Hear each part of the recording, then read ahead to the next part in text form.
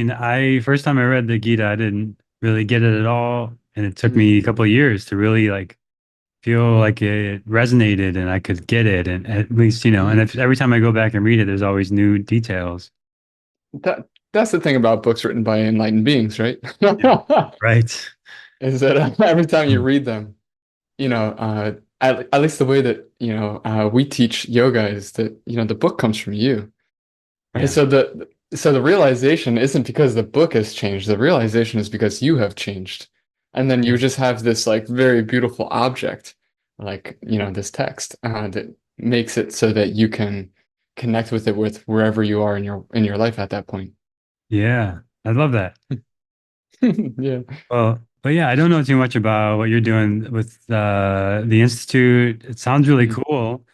I'd love Yeah. to hear more. Just We like have what's fun. going on with that? How's it going? And Yeah. yeah, what are you guys doing over there? Yeah, so let's see. The Yoga Studies Institute was officially organized and founded in like 2006, I think.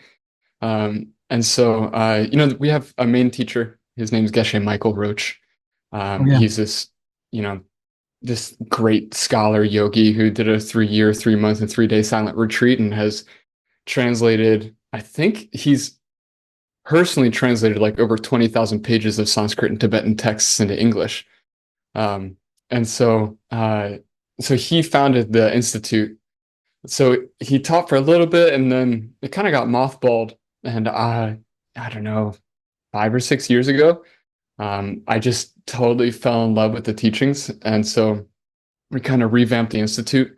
And so now, this course will have around 600 people in 8 languages across the world studying the Pradipika. So the mission of the Yoga Studies Institute is to teach the classic texts and methods of yoga. And so that's why we cycle through what many consider to be like some of the most primary classic texts in the canon of the school of yoga. And then because Geshe Michael is Buddhist, like Tibetan Buddhist in the Gelug tradition, his take on the texts, I think, is really unique and interesting to, you know, if Master Patanjali was writing from the perspective of something like a Vajrayana or a Mahayana Buddhism through the language of Sankhya, like what would Yes. he be trying to communicate? Because you got to communicate with the lingo of the time. And so Sankhya was the hot stuff, man. Like it was really cool. Like there was such a detailed framework of the composition of mind and world. And so I think, so our position is that he used that framework to be able to engage the great thinkers of that time and the students of that time through the Yoga Sutra. But if he was an enlightened being, well, then you can imagine that, he's not just stuck in that one school. He's just using that one school as a framework to discuss something. And Yeah. so that's how, and then when you go into the Pradipika, like it's like, it's like an acid trip. And so it's like, you gotta, so how do we view that through, the different schools that have evolved over time? So we go through the text like that, and then we'll do a lot of really cool stuff. I don't know, we do so much. There's so many things that we teach that aren't Yeah. just texts. So that's the Right. institute. Yeah.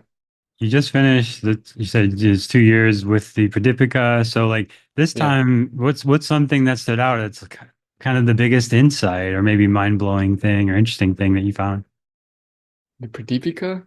Yeah. Um, that's a good question. Um, well, we're gonna get into the end of the chapter 3. So we teach chapter 4 throughout because there's all these incredible teachings on emptiness. Yeah. Um, and for us, if we're not teaching emptiness, then we're missing a big point because then you start to think that things are self-existent and they have qualities of their own.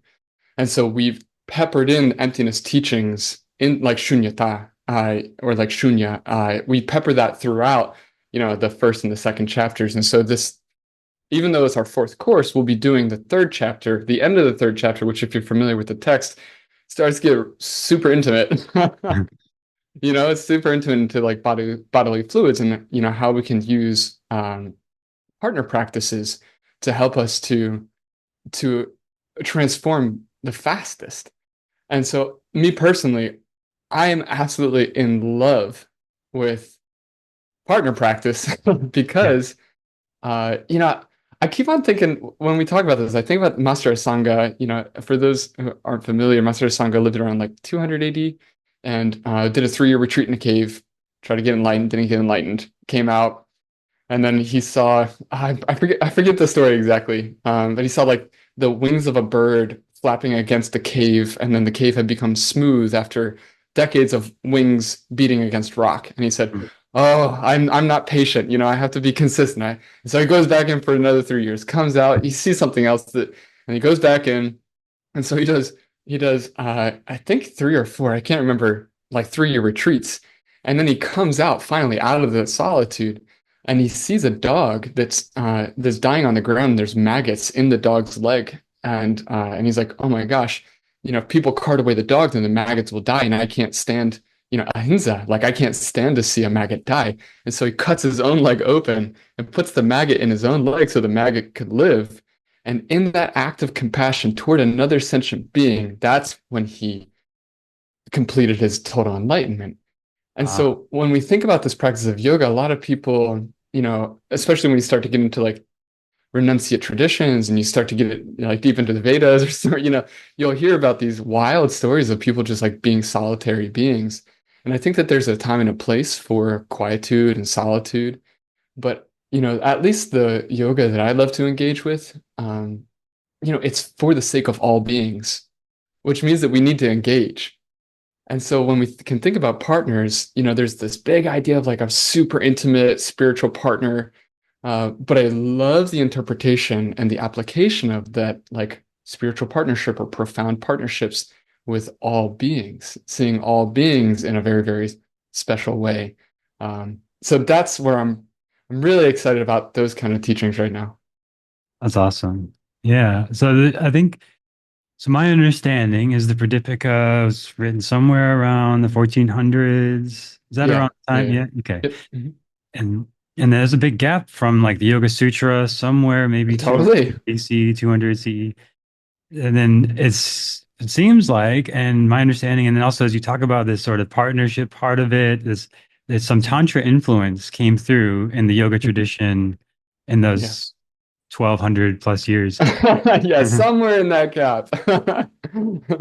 And there's more emphasis on the relational part, whereas before it was such an aesthetic, as far as we understand, very aesthetic Sure. Yeah, practice. totally. Mhm. And I think that's so relevant in these days where most people practicing yoga, because it's so popular, is Right. most people are just householders. They've got kids, family, and no, Mhm. there's not many in the West for sure. Like focusing on the aesthetic, I'm going to renounce everything and go away to do yoga. Instead, I'm just going to go to an hour long class at the gym. Yeah.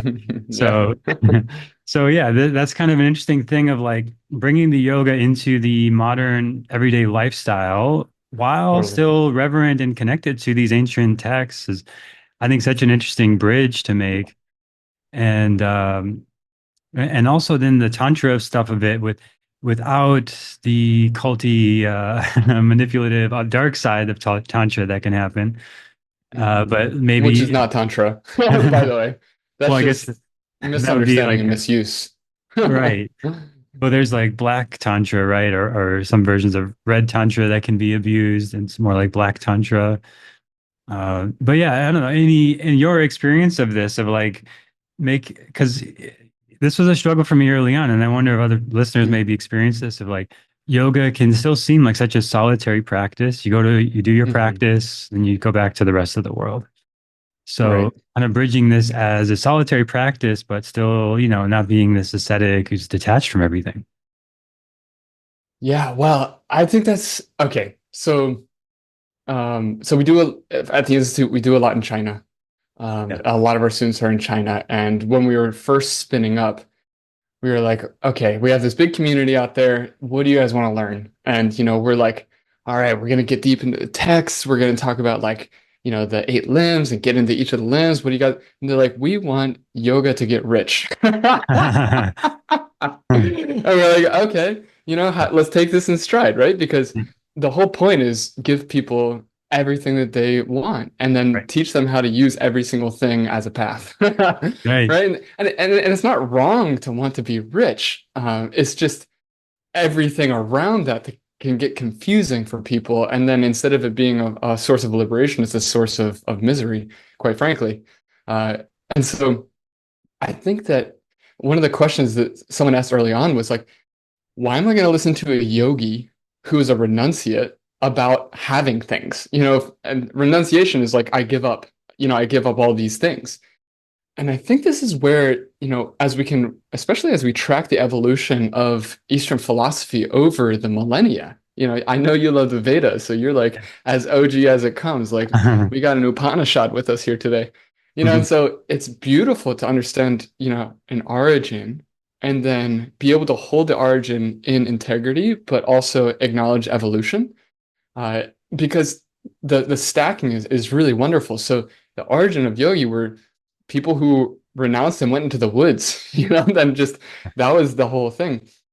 But then over time, like, what does it really mean to renounce? And the way that I love to talk about renunciation is it's not literally renouncing objects. It can include renouncing objects, but truly what renunciation is to give up the causes of suffering.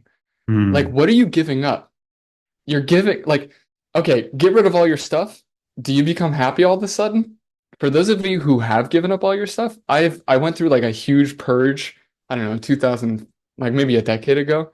And I was just like, getting rid of all this, you know what I mean? Guess Yeah. what? I wasn't enlightened, after giving up all my stuff. So that's not the cause of liberation. And Right. so what is the cause of liberation? It's giving up the causes that work against liberation or the causes of suffering. And so so many people put their happiness in something like money, or people put their happiness in something like a partnership. People put their happiness in things that are outside. But what we learn is that there's a term for that, hedonic happiness, of like happiness through consumption, happiness we get from the world. But there's this deep happiness that comes from us, out of us, eudaimonic happiness. So hedonic is from the world. I get happiness from the world, and eudaimonic happiness is I give to the world. And I think that that's a really beautiful shift of mentality. So, whether we're talking about tantra or we're talking about anything, I think what yoga really is teaching us to do is yoga chitta vritti nirodha. Yoga is, depending on your translation. I love the translation of yoga is stopping the way the mind turns things around. So we think that money brings us happiness, but the truth is we bring happiness to money. Mm. We think that partners bring us happiness, but the truth is that we bring happiness into our partnerships. And Right. so what you do then is you start to see that the world is a mirror of what we've been.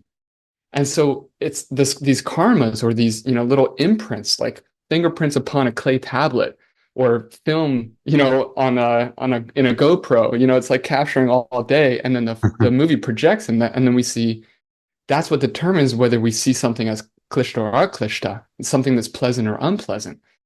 And so change who you are, change how you are, and then change your experience of these things. And I think that we need to use objects as a mirror to recognize where we are in the path. And so then you see money as, is money a source of my suffering because I'm misunderstanding money, thinking that money will make me happy, or am I able to be kind and serve other people and then have the fruit, the pala, the fruit of that karma, of that seed show up as a pleasant experience around money? I've never heard that sutra interpreted this way. It's so good. So basically, uh, I want to try to rephrase it so I can remember it too, the way you said it. It's so Sure. good. Basically, it's like rather than just quieting the mind, yoga chitta vritti nirodha, it's like you're stopping the track you're on and reversing it, reversing the perspective. So it's rather than uh oh, I wish if I had more money, then I would feel more Right, right, relaxed right. about money. You're stopping that train of thought and reversing it. Like, if I feel more relaxed about money, then I will have more money. This kind of thing. Yeah. I love the roots of Sanskrit words because they're so uh, descriptive. So Yeah. vert means to twist. Like when something is weird, it's vert, it's weird. Like it came through as weird and then became weird over time. And you know, if you know Sanskrit, the V is actually truly pronounced more like a W than a V. So it's like verti. So it becomes weird or perverted has the same vert, perverted or invert. And so vert or vire is wire, you know, which is twisted. And so I think what Patanjali is trying to communicate in that, and what my teacher taught me was that we twist our reality, we spin it around. We think that our experience of the world comes at us, whereas in truth, it comes from us. And so Right. that in a single sense, that's the way to kind of consolidate is that we wake up out of the illusion that things come at us and we realize that things come from us. Right. So well said. Wow. Yeah, I did not know this about the root of the word vritti like this. Yeah. Very cool. Yeah. Yeah. So it's the mind, how it's twisting things is your nirodha, extinguishing, stopping. Yeah, Yeah. exactly. Yeah. Amazing. Yeah, so yoga is yoga, Yeah. chitta is mind, Yeah. vritti is twisting, and nirodha is stopping. So Yeah. yoga is stopping the way the mind turns things around. Wow. Yeah. And then the That's so, next verse, just because it's like you got to do if we're doing an alley oop here, there's yeah. the second verse and the third verse, they just go so beautifully together. Right. It's saying, and on that day, the seer will come to dwell within their own true nature. And so if we were to take even the self, like Jeremy or Bob, and we realize that even that is a perception that's coming from us instead of, oh, let me tell you about Bob. Bob exists as his own thing, you know. And it's like, wait. I'm the one who's making Bob that way. So what is the true nature of Bob? If Bob is only that way because I made him that way, or if Jeremy is only that way because I made him that way, if money is only that way because I made it that way, then what is it before I've made it a way at all? What is the thing before it's a perceived object? Before we get into subject object, you know, what is that quality of a thing? And so depending on your school, which, you know, every school has so much merit to it. The way that we like to engage with that question is that the nature of that thing before you've made it a thing is that it's empty, Right. meaning unrealized potential. It has infinite potential. It could be anything because it has no qualities of its own. You're the one who makes it that way. The dog makes a pencil a chew toy, and you make it a pencil. Right. Not because the pencil's a pencil or because the pencil's a chew toy. It's because the one who's perceiving it is the one who makes it that way. And so then what happens in that state of yoga? So yoga in the second verse is both a definition. This is what yoga is. It's the practice. That's how we practice yoga is stopping the twisting of the mind. And then, so it's a state, it's a goal, and it's a path. And Mm. so then what is it like to abide in when all three of those are, you know, present? We abide in our true nature. And so that's, you know, that's just the really nice state that you hear people in yoga talk about when they talk about reaching the goal of yoga is this it's this place of infinite bliss and wisdom. So well said. So if you went to money with that, right? Yeah. Yeah. How would you engage with money? You would never steal money thinking that having more money would make you happy because you would obviously see that stealing only creates poverty. Whereas being generous and being kind is what makes you feel abundant. And then that will project onto whatever object you have, whether it's $10 or $10 million. Absolutely. Yeah, I can attest. I grew up thinking stealing was cool as a teenager. I stole some stuff, and then that was the most poverty mindset I ever had in my whole life at that time. Mm. And I kind of looked around, and I had these friends. I'd go to my friends' houses, and they're pretty well off. Their family's doing okay. We're like little kids, so they're not we're working yet, but there's money Yeah. around the house. I just saw there's like $100 bill just sitting on the counter there. Nobody's That's money, take it. This is kind of Yeah. my mindset. Like, why would you just leave it out there? Someone's going to take it. And then Yeah. I kind of realized like well, they're not worried about money and they've got way more than my family. So I wonder how that works if I try to apply Something's that. up. Yeah. Yeah, it doesn't, Yeah. something is, I'm not seeing something here. So I started to take on this mindset and like started to donate and volunteer. And there was a point Yeah. where I had like no money, but I just felt like someone else needed it more and I should just give it. And I just trust that if I really need it, it will come back to me. And it was like this exact amount, maybe like $237 or something. I gave it away. The next day it came right back. For someone else gave me money, the exact same amount. That's so cool. Yeah. So from I that remember moment on, the first time I started playing with these ideas, I was living in the Dominican Republic and I was building my house. And I didn't have a huge amount of money, and I had to put a roof on my house. And this guy in the village, he came up to me and he's like, "Hey, do you have some extra money? I got to put a roof on my house." And I was like, "All right, Bob, like here's your chance." You know what I mean? Put your money where right, your mouth is, like quite literally. And so right. I was like, you know what, dude, here's $50, which in our little village, $50 goes a long way. And he was like so grateful, and I was just like, yeah, man, absolutely, no doubt. And then 1 month later, a friend of a friend came and visited, and he saw that I was starting to build my house, and he goes, hey, listen, I know it's not much, but put a roof on your house. Here's $500. And Oh, I was like, whoa, like it was like I was looking at the film, projecting from the film that was imprinted. You know what I mean? right. But the nature between seed and fruit is that the seed is always smaller than the fruit. And that's the nature of karma. And karma, in the West, we think about like bad karma, but karma simply in the school of yoga means action. And so it's like, it's the movement of the mind, the body, and the body, speech, and mind. Oh, did I Yeah, freeze for you, I can Jeremy? still hear you, but yeah, Okay. it'll come back. Yeah, my battery may have died. Uh, I bet you that's what happened. Let me just Oh, swap okay. out my battery here. Yeah, yeah. Can edit this part out.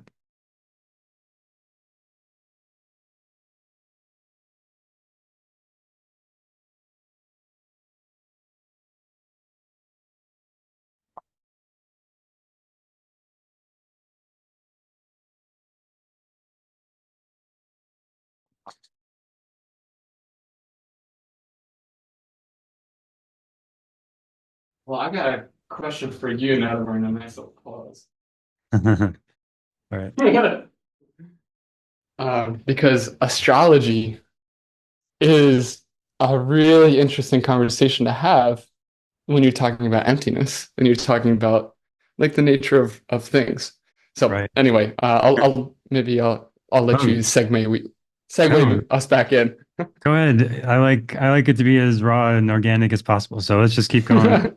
All right. Yeah. So, this, well, first of all, I think of quantum physics is like that is what quantum physics has come to. It's like everything can be a wave or a particle depending on what you're looking for, basically. Yeah. Yeah. So if you're looking for a wave, you see a wave at the bottom, the subatomic level that we can see so far. And then if you're looking for a particle, you see a particle. And so I think that's like, you know, the Yoga Sutra was saying that through yogic terms. And now we have the empirical science model to say the same thing and like give us some Hmm. research and proof of that, but it's the same thing. And then astrology is saying, I think that, well, if we just try to observe as neutrally as possible over time, there's some patterns going on here. We have free will, we have choice in how we respond to that pattern. But it's like, for example, uh, Chernobyl, 9/11, 2020 pandemic all happened when there's a certain transit of Rahu in Ardra Nakshatra. Rahu's in this intense place, and then K2 is opposite. That's the north and south node of the moon, are in Ardra and Mula. Mula is the deity related with that is Nritti, which is all about death and destruction.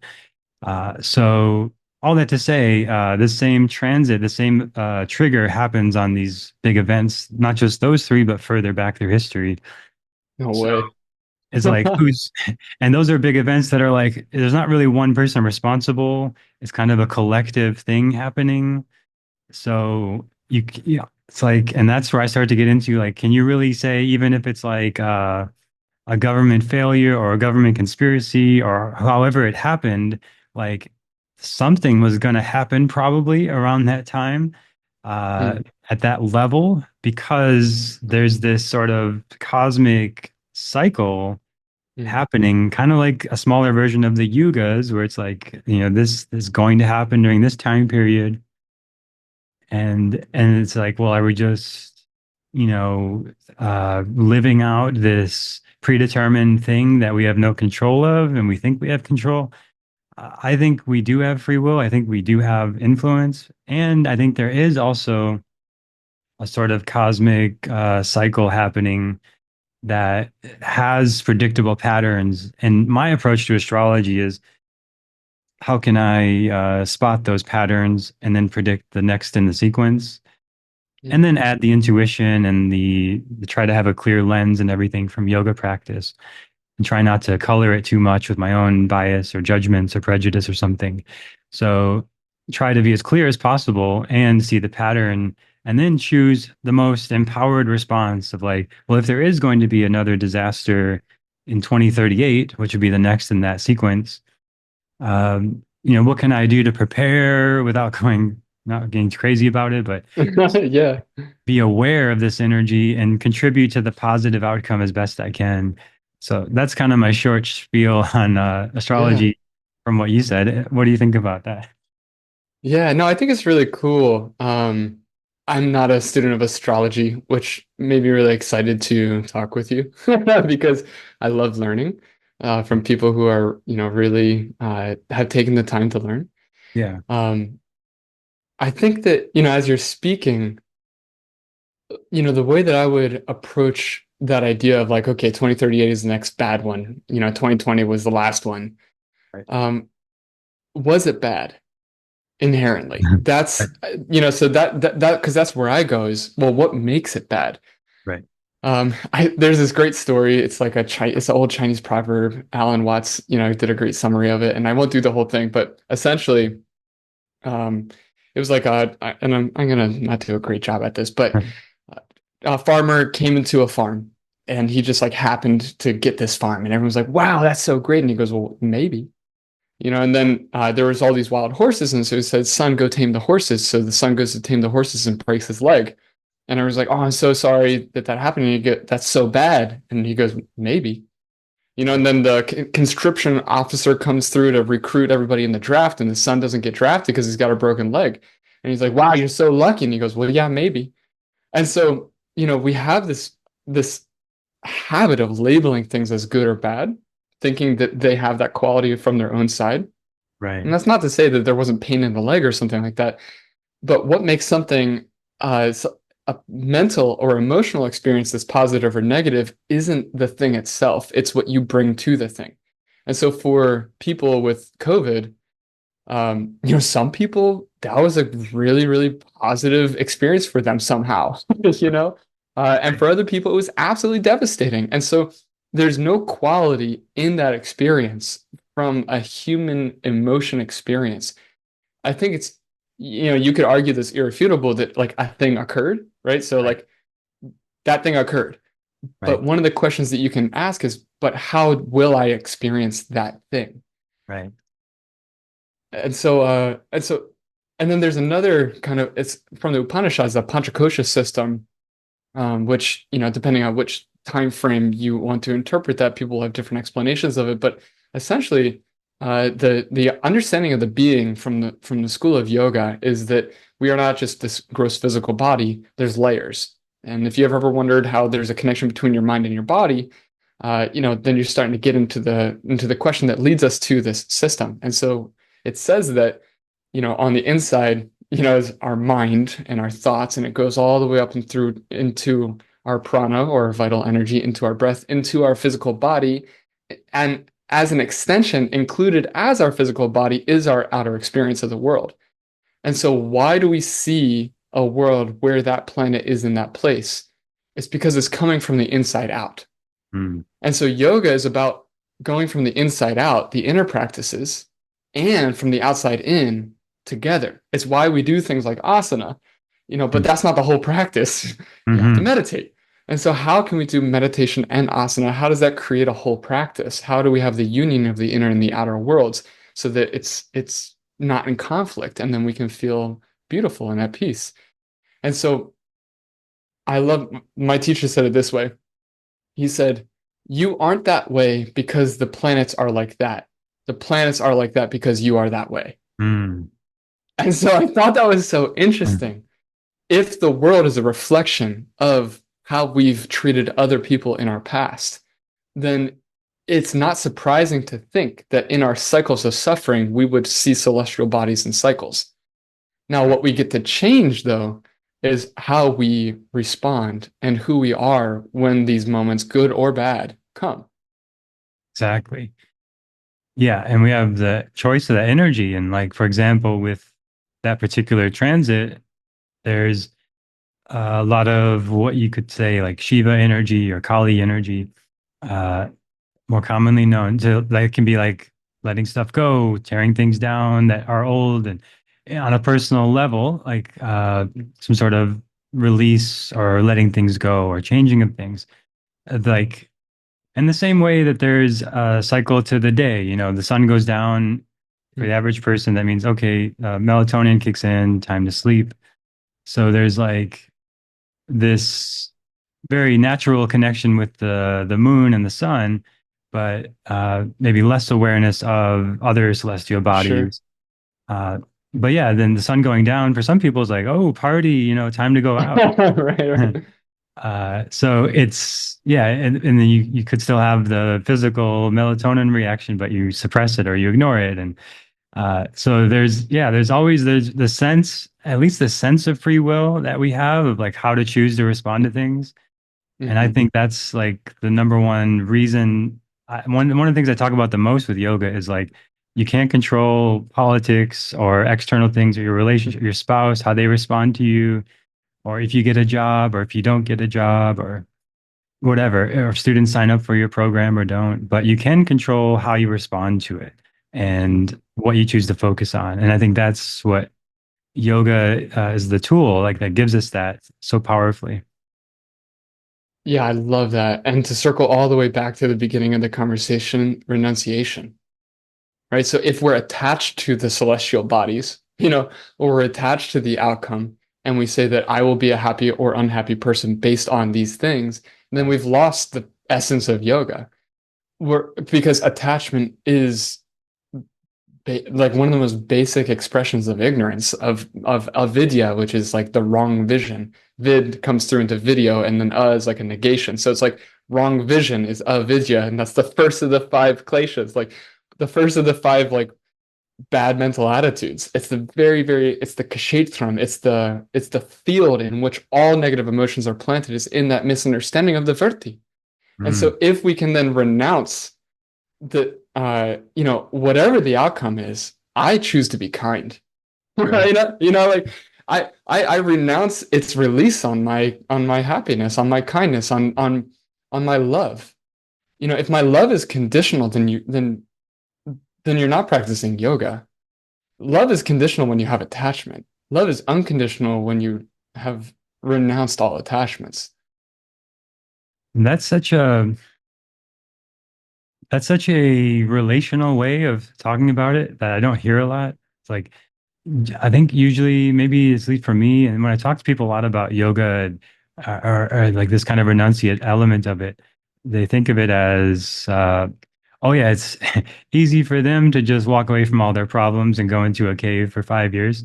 Let's see them try to raise a family, you know.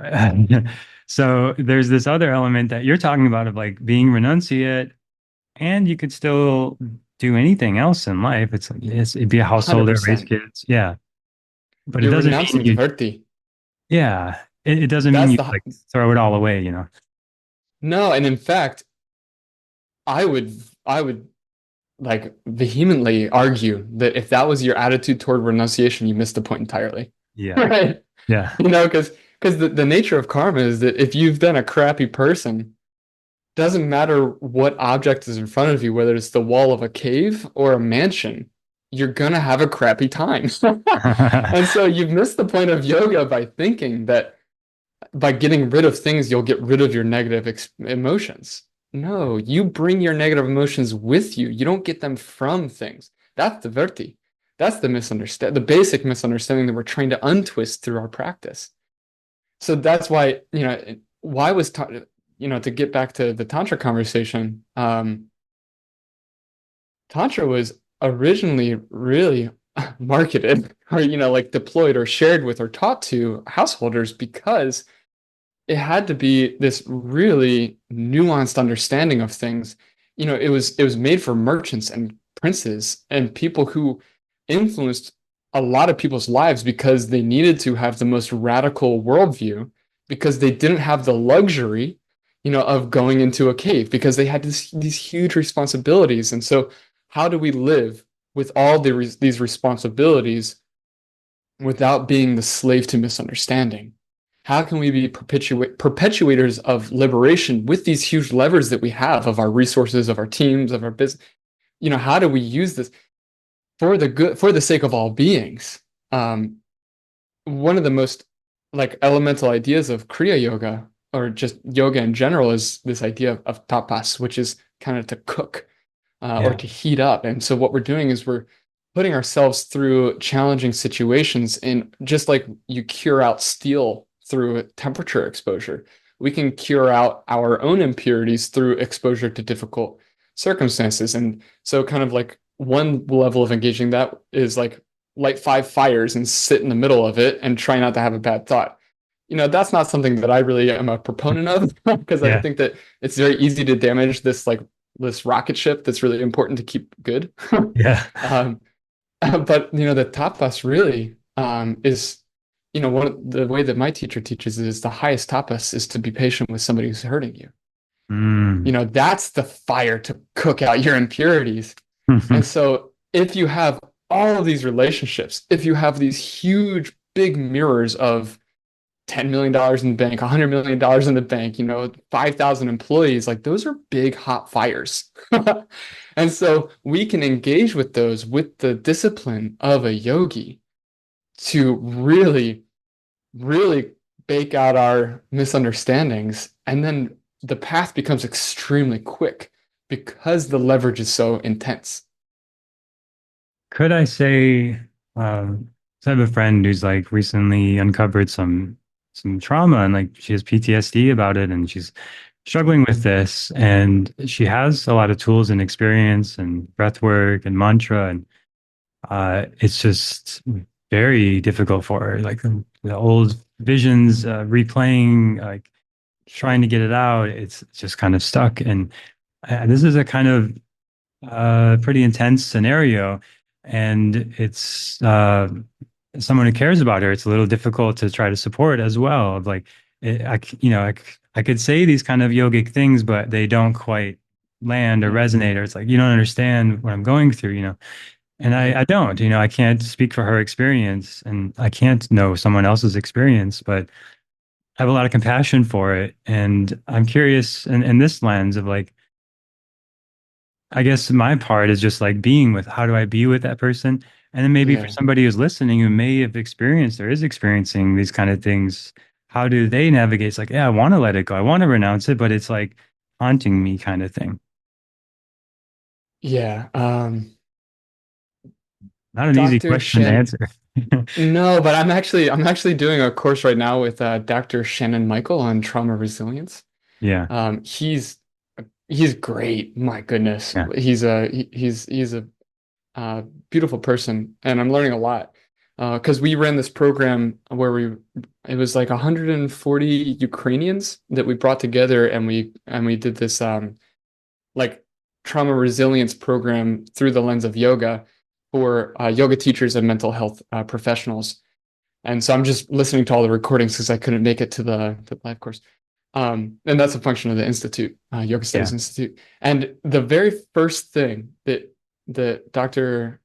Shannon Michael said is, you know, if there's no safety, then there's no connection. Mm. And so what happens is People overemphasize connection without recognizing the critical part safety has to play.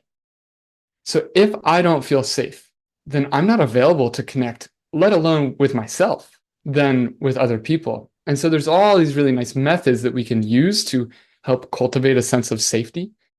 Um, and I have quite a few loved ones in my life who I don't know the exact scenario of your friend, but they suffer with PTSD and have gone through a lot of traumatic experiences. And the most important thing that I've learned I can do for that person and those people is to cultivate an environment of safety as much as I can within my control. And then from there, just connect with them Yeah. and get rid of this idea of like, let me help you, let me heal you, like I have to fix you or Right. something like that. But it's just simply creating ahimsa, a space of nonviolence. You know, the Mm. first of the yamas, the very first part of the eight limbs of yoga is ahimsa. Let me create a place of safety. And then in that place, let's just connect with no other agenda other than connection. And Right. then from that sphere of safety in our relationship, because there's the sphere of safety between me and myself, there's the sphere of safety between me and my environment, and the sphere of safety between me and other people. And with people who have deep trauma or any level of trauma, if they don't feel safe in any one of those three, then healing cannot occur because they're constantly on the lookout for the saber-toothed tiger, or, whatever. Right. So if we can do our part to create the sphere of safety in the environment of interpersonal relationship, that is something I can have half influence over, Right. right? Then from that one sphere of safety, they can reach out into the other ones and begin to connect and heal. Beautifully Um, said. Yeah. and just keep it simple. Just Right. keep it simple. I went too hard and heavy right away with some folks, and it did not help them.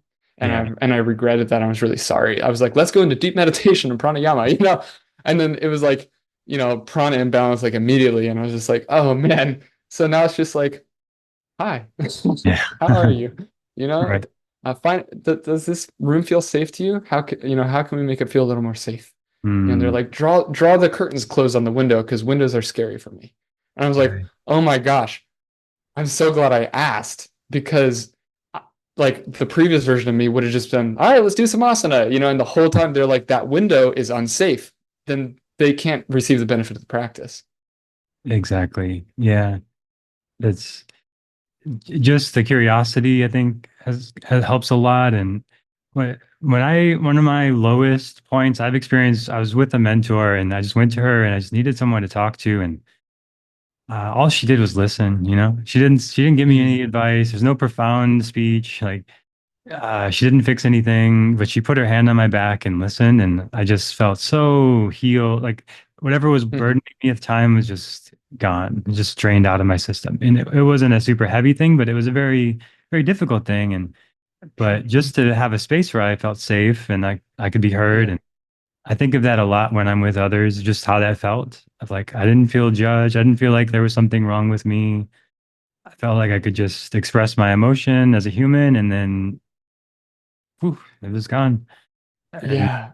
it's amazing the power of just presence. Like, Totally. You felt safe with her, and then it makes me think of that third verse, which is, we abide in our true nature of the yoga first chapter, third verse, Yoga Sutra. Like, if we can get in a place of non-judgment, which is the place before the virti, the place before we start to label things as good or bad, yeah, and we're just in simple presence, right? Precognitive.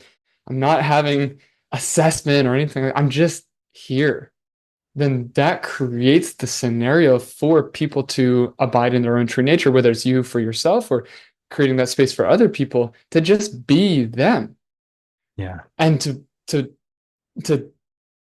for people who it's difficult like me to not have the verti, that's why we need to practice so that we can give that space to other people. right. Hmm. So then the practice, uh, to me, I think of it as a place to try to clear the channel, clear the lens of perception as best I can. so that it's not too colored or filtered as I go into the day, with maybe judgment or a fear or an Mhm. anxiety or something from the past, and try to be a clear slate to some degree. Is that how you approach your practice, or is there something else that you emphasize in your practice? Yeah, uh, that's a good question. Yeah. I mean, the practice changes, for Yeah, me. So it's just what am I working on? right. And just apply the methods. But I think that, um, essentially, yeah, you're trying to clear, Patanjali said that the purpose of the Ashtanga, the eight limbs or the eight parts or the eight links of yoga, is to clear out our impurities. And impurities, I think in Western society, I had a lot of problem with the word pure and impure just Okay. because it was just so loaded contextually by my culture. Yeah. Um, but then I started thinking of it like a light and a lampshade. If you have like I want my light to shine, like this little light Yes. of mine, I want to let it shine. And and if I have this lampshade that's just covered in muck of my baggage and my wrong ideas about how things work or my greediness or selfishness or anger, whatever, then that beautiful true self won't shine. The thing that I'm spewing into the world then is impure or filthy or like, it's the gross thing. It's not what I want. And so a lot of something like my physical practice is to um, is to clear out those impurities so that, like you said, I can go out into my day and bring my best self into the day for the Yeah. sake of all beings. Um, Yeah. and because this is an astrology podcast, I'm going to go here real quick. And I'm sure you know this already, Jeremy, but we'll have fun. Hatha yoga, right? Ha is sun, ta is moon, and yoga is union. And so in the classic representations of the yogic body, we have two side channels. And the right side channel is the sun channel, the left side channel is the moon channel. When prana runs through the sun channel, we have aversion or like stupid disliking, thinking that by punching someone in the face, I'll become happier, right? Or like Right. going to war with somebody would create peace for me. And so that's the thought that opens when the prana runs in that part of our body. And on our left side is stupid or harmful liking, which is, if I have more ice cream, I'll be happier. Or, if I have that job or that promotion or whatever, it's putting our happiness in things out there.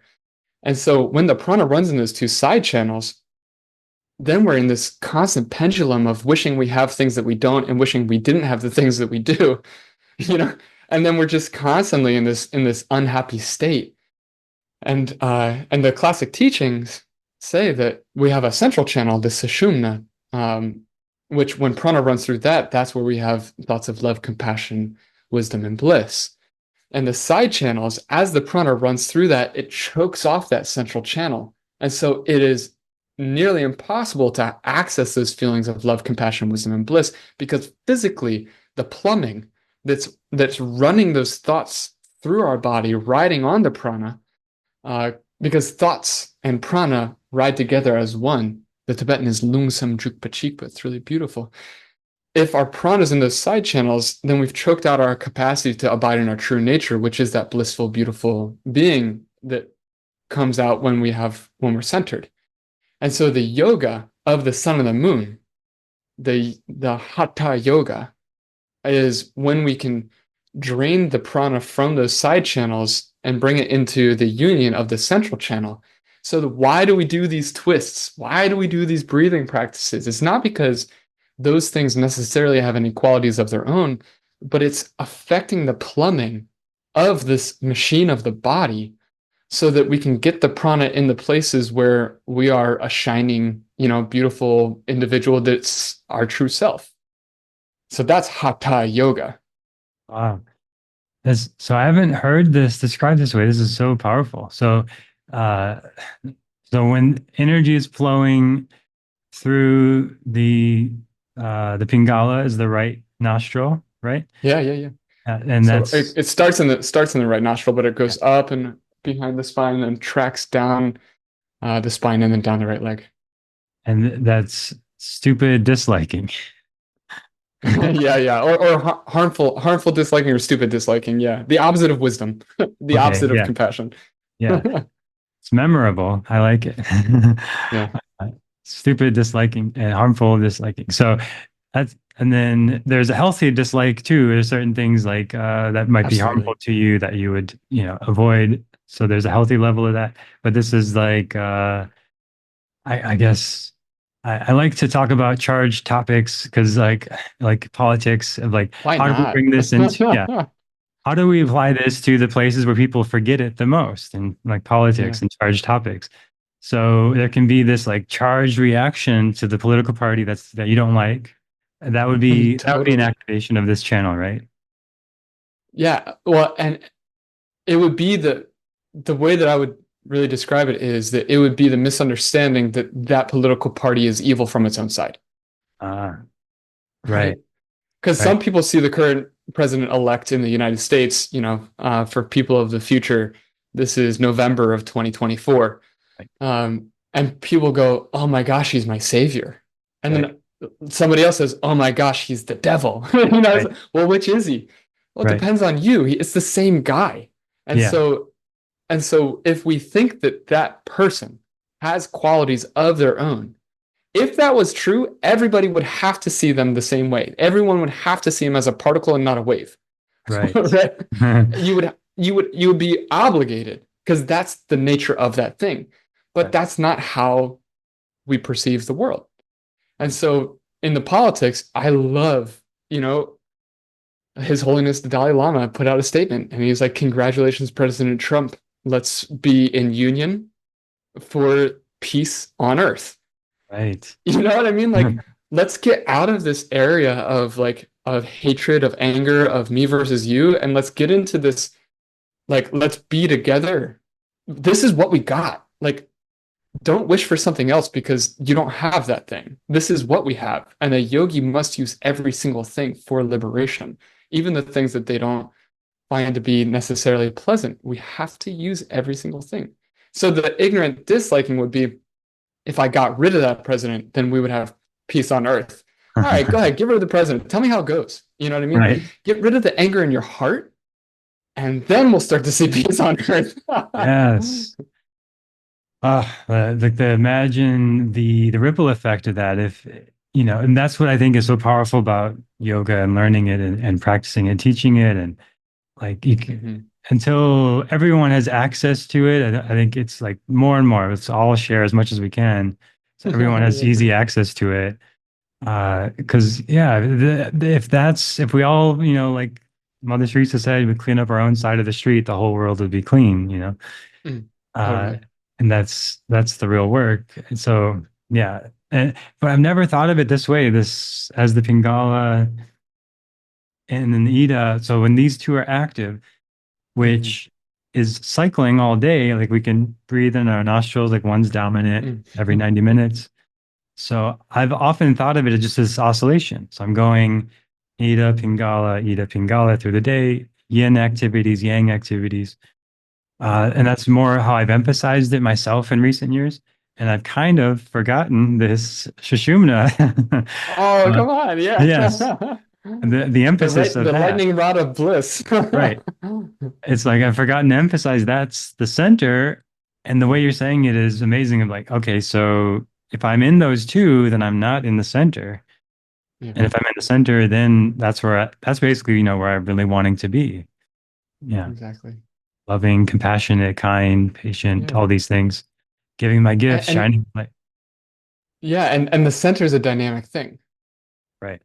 Right. And so I think that that's one of the misunderstandings. When you find a great practitioner, like, I think of my teachers, and the scenario is like the energy is very low, people are not excited, it's a dullness.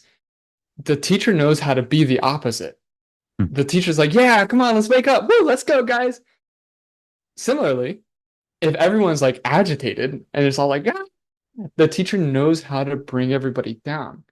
And so you'll find with these really great practitioners, they know exactly how to be the dynamic center, to Mm. be the exact thing that people need. Like one of the great prayers is may I be the exact thing that everybody needs. Like when we make offerings, if that's part of your practice, which is really beautiful, to make offerings, because it's just an act of love. One of the greatest offerings we can make is ourself.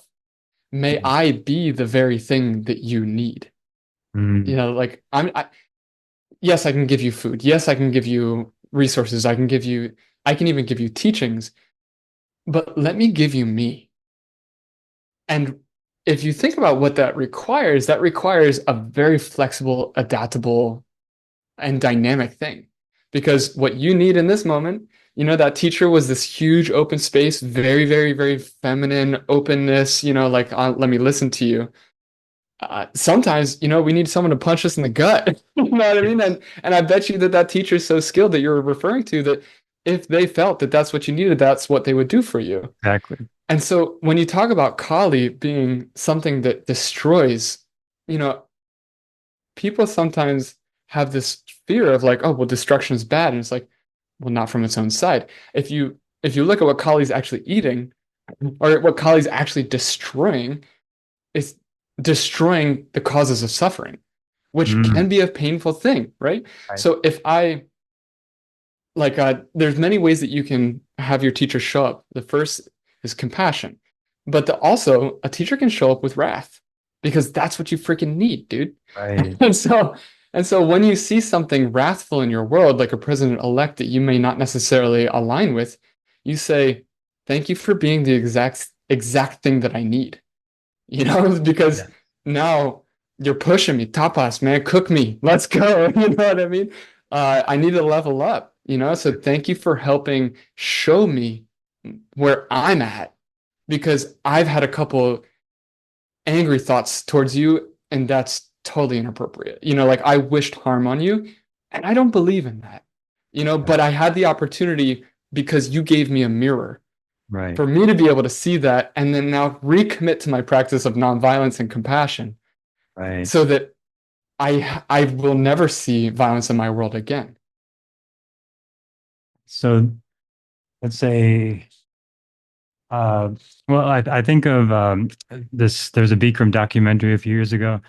And people were, talking about how Bikram would talk to his students. He'd like fat shame them, body shame them, criticize them, very harsh and aggressive.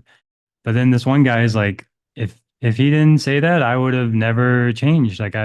He was like getting more and more overweight and just feeling worse about himself, and he said that it turned his life around, and he was so grateful and so happy, and he needed somebody to kick his ass, basically, verbally. And so, there are people who like, yeah, we all need different things, and there's people who need that, Yeah. and that exists also in the world, and they can find those those resources too. But it's not for everyone. Those Yeah, resources. I love that term. Yeah, I'm definitely not a student of right, like I don't know all that stuff about Bikram, so I'm not right, I'm not right. going to say one thing or the other, but Yeah, yeah, generally speaking in principles, exactly. right, Like what one person needs is not what somebody else needs necessarily. right. And I'm not trying to condone or not condone. I just don't know. Yeah, yeah, But I think that as a principle of, a, or a tool in which to engage with the world, I think is extremely healthy. And not only empowers us to be better partners to the people in our world, to be like, instead of what do I want to give you, it's what do you need to receive? And then may I be that very thing. right, It's this total verti, of like, the world is for me, of like, instead of that, I am for the world, right. let me show up in a dynamic way. And with Yeah, Guru Yoga is extremely, extremely powerful. And again, it's a very intense methodology of yoga that isn't for necessarily everybody. I think you have to be in the right, you have to really, you have to get good teachings yes, from compassionate beings to understand how to engage with that extremely significant and powerful relationship. But one of my favorite teachings, and my teacher teaches this like all the time, is um, you should be challenging every single thing that your teacher says. oh yeah, And then and so why would a teacher do something that you perceive to be something that hurts you. And the classic example is so many people love to give away their agency. So many people say, just tell me how to live. Just tell me, because it's so much easier to give somebody else control. Yeah. It's so much harder to take responsibility for your dang life. And Yes. so if there was truly a compassionate guru, if there was truly a compassionate teacher who really cared about you, they would so be in such deep pain to see you being mindless that Yeah. they would do literally anything that they could to wake you up out of your mindlessness. And if you couldn't get the compassionate teachings, then they're going to give you the wrathful ones, because having a little bit of pain in this life for a year, whatever, is infinitely better than having lifetimes of mindlessness that's going to keep you in cycles of suffering. And so if a guru sees you just doing whatever the guru says without thinking critically for yourself, then they're going to tell you to do something that's going to hurt you so that you can wake up. And And if that's you don't have that worldview, then that doesn't really work out like that. right. Yeah, some people want just to be told everything to do, and that is their path that they want to be on. And but I agree, and I think I had a similar experience with one of my mentors early on. I basically did hand over my agency, like especially about this relationship dynamic I was in. Like, just tell me what to do, please. And he's like, you know what to do. Like he wouldn't tell me what to do. He just insisted that I knew and kept guiding me back to myself. And I'm so grateful for him. And I had another teacher at the time who did just try to tell me what to do and everything. And it became a quite harmful dynamic. And I needed to get out of that. And didn't feel like it was in service of my growth or my path. It felt like more in service of their ego. And I think that is the thing to look for in teachers, especially I think Bikram is an example of this. It seems like there was a lot of ego in his the role that he took rather than actual service to the students. So that ultimately becomes harmful. And the words are not there to provoke the student's awakening, but just for the teacher to discharge his anger and to rehash a cycle of like his Bikram had abuse in his home and he was abusive to his students and abusive to his wife and his partners and so there's more of this other side of it too. But Yeah. but yeah, I think I totally agree. Like I can question everything you learn from a teacher and test it and don't take it as the only way. Back to the beginning of our conversation, it's a wave or a particle, depending what you're looking for. Yeah. Yeah. And I think about my high school sweetheart, and our relationship ended really gnarly, Mm. unfortunately. And in the moment, I was like, how could it be that, and it was like, this is so bad, this is so bad. But then it became the foundation for me to be the person I wanted to be and to understand what I want a relationship to be like in my life. And then, the next woman I fell in love with is now my wife, and Oh, things are really good, ah, and so in one way, we can say that my partner or me or both of us, we were bad, right? in the right. in the previous relationship. But I think that that's a really short-sighted, in the Hatha Yoga Pradipika, we're talking about the Pradipika here, right? Yeah. Because the course launches tomorrow. There's this term called Kala Danda. Kala is time, Danda is staff. Kala also means death. And so one of the ways to interpret Kala Danda is people who have beaten death to death. So you like beat death with a stick until it dies. You have beaten death itself. And so I think it's the ninth verse of the first chapter of the Pradipika. It says that there are Kala Danda roaming the egg of Brahma. There are these people who have achieved the goal of yoga who have beaten death to death. However you'd like to define death, you can have fun with that one.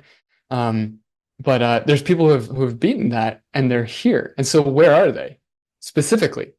And all of a sudden you got to start getting suspicious of who people are that are showing up in your world. And so when Yeah. I look back at that old partner of mine, I think a lower version of me was, she's insufficient, she's bad, she's blah blah blah blah.